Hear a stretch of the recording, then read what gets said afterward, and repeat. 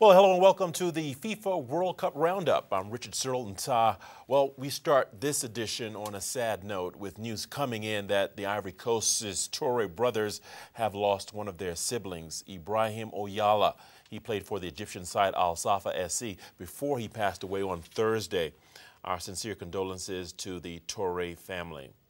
Well, moving on, the African champions Nigeria and their West African counterparts Ghana are still hoping to make it through to the group stages of the World Cup. They hope to turn around what could be considered yet another bad performance by African teams at the tournament. Nigeria end with a chance of progressing to the next round. They're especially determined to win against Bosnia-Herzegovina after football fans were bombed at a venue in northeast Nigeria on Tuesday while watching a game. A team official says a win is the team's only way to console the bomb victims back home. Because in Nigeria, football is like a religion. It is what keeps everyone together, what keeps everyone happy.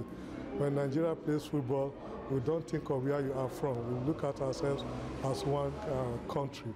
So anything that happens at home, we are always aware of it here. The Super Eagles match against Bosnia-Herzegovina kicks off on Saturday at midnight Central African time. Meanwhile, Ghana will have their work cut out for them in the encounter with Germany on Saturday. Germany will go into the match high in confidence after they thrashed Portugal 4-0. The match kicks off at 9 p.m. Central African time. All right, let's go over to Tamala Mushlaudi and Anthony John Wayne for the latest news and reviews from the World Cup. Hello and welcome to the FIFA World Cup chat. For your latest in-depth look at the latest news, views and interviews from the FIFA World Cup in Brazil, I'm Tamala Mushlaudi, and joining me to unpack all the latest from Brazil is Anthony John Wayne. Anthony, thank you very much for joining us. Let's jump right into it. What is happening with the African teams? It really sounds like a steady decline for the African people. And I just look at it, I mean, the strongest part of African teams that we're really hoping we're going to pull something up, which is Ghana and Cote d'Ivoire, and unrightly so, if there's anything like that, they're not putting in the weight. I mean, as everybody saw the game with the Cote d'Ivoire team yesterday, they had all the chances, they were doing all the playing, and the opposition were doing all the scoring. The people that we really didn't expect a lot from, personally, which is Nigeria, they're actually the only African team that hasn't lost a game yet. We're yet to see what they're going to do against Bosnia-Herzegovina. Now, talking about Ghana, they have a tough one in Group G against Germany. How do you rate their prospects? We just have to be positive because they're playing the strongest team in the group. I think, Germany gave one of the European superpowers a thumping 4-0. That's been Portugal with the World Football of the Year in it. They couldn't even muster a goal, a sniff at a goal. 4-0 coming back from that win, their massive win. They obviously going to be on a high. Let's hope Ghana do stick to the plan, and obviously it plays out well, hopefully. Now, we've also got Algeria, the Fennec Foxes, going up against the Korea Republic. Many pundits are saying this should be a walkover for Algeria, but we've seen the so-called smaller teams have been giving a good account of themselves in this World Cup. Do you think this is going to be a walkover? Not a chance, because if you look at this World Cup, and probably in the last 20 years, it's been probably the most even of the World Cups. There is no stronger team, probably by a marginal 5 to 10%, which is not a lot, because on the day that could easily turn over. For me, Algeria is obviously a surprise package.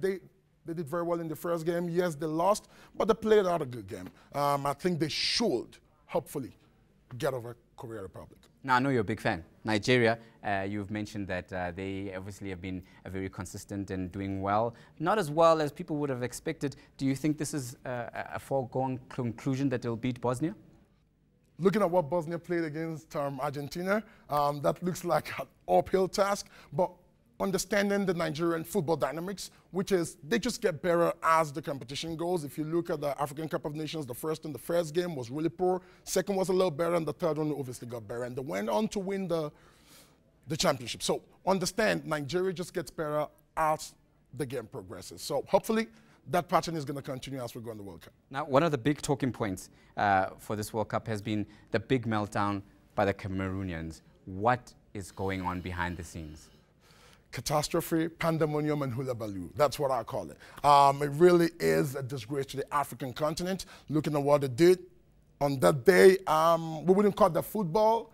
Probably we'll have to find another name for that. But it was a total mess. This was a team that was expected to fly the flag high. I mean, they've got big stars in their squad, but it seemed like the egos seemed to clash on the pitch, and they had a big blowout.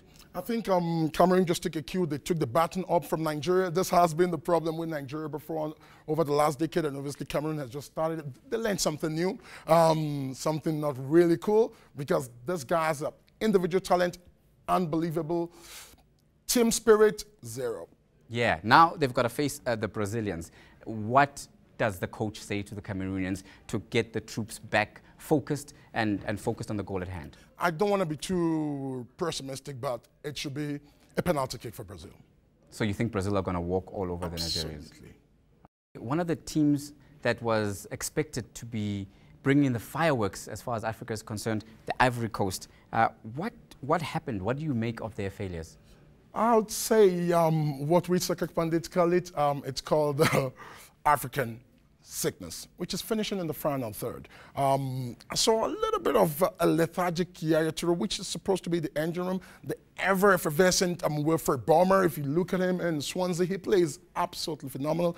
He's a great player. A little bit of a shadow of himself. Drebber came in and he was committing unnecessary fouls in injury time, which slows down the game and obviously helps the opposition to finish off the game. The only energetic person I saw there, which I was really excited about, was Giovinco. He was very energetic. He was running around. He covered a lot of ground, and obviously he's the one that helped score the goal that almost made it a draw. So, yeah. I want to bring your attention to Didier Drogba. He's the man with the experience. He's the man who's been there, done that, proven, tried, tested. Do you think now the Ivorians will have to rely more on him, bring him on earlier, let him get the crucial goals, and therefore take the pressure off the rest of the players? I think what they did was just follow a pattern. It worked against Japan. It was 0-0 when he came in. 15 minutes later, they scored 2 goals to obviously turn the deficit to 2-1. Okay, so this time he came in at 0-0 as well, and guess what? It was the reverse. So we really haven't found something that works with them. But the key man that they build the team around in this World Cup has been Yaya Toure, obviously being Man City's best player for the year. He scored more goals than Wayne Rooney in Man United over the season, and he's just a midfielder. Do you think he's got too much of a burden on his shoulders? He seemed a bit subdued in this game, or is it the quality of players around him? No, the quality has never been in question. It has to be with him. I think he's a bit tired. I saw a lethargic guy yesterday, and he's not that guy, really. And against Greece, how do you call it? That's a must-win. I mean, there's no toss of a coin there. There's only one face of the coin. Up, up, up, and up. They have to win the game to get through. Greece also very solid, very consistent. They're a team that play as a unit. Do the Ivorians have enough time to pull it together and become a unit that they expect it to be? Tough call, because I'll tell you what, in this group, they're the most organized side. Greece yesterday played with 10 men for over 45 minutes, and guess what? They got a draw. You need to understand this Greek side, they play as a unit, they move forward in numbers, and they come back in numbers. Okay, they had actually more chances than the Japanese team that was 11. Well, we'll leave it there for now, Anthony. Thank you very much for your views. Now, that's all the time we have for this edition of the FIFA World Cup Chat. Join us again, same time, same place, for more news, views, and interviews from the World Cup in Brazil. And that will do it for this edition of the World Cup Update. See you again, same time tomorrow.